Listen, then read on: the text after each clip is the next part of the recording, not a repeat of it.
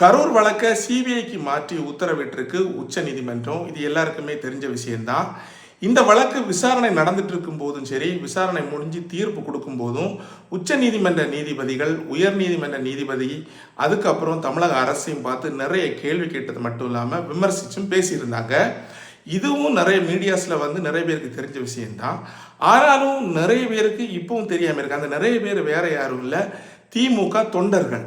So இந்த திமுக ID விங்கா, இல்லை திமுகவே அவங்களோட தொண்டர்களை ஏமாற்றுதா, இல்லை தொண்டர்களை குழப்புதா அப்படின்னு நமக்கு தெரியல.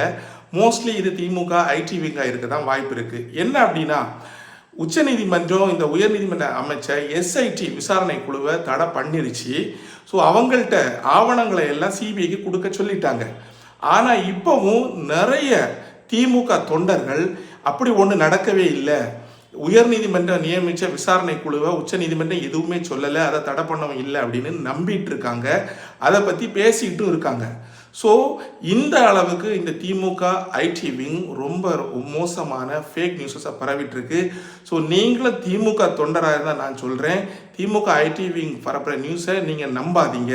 அவங்க பரப்புறதுல most of the news fake news தான்.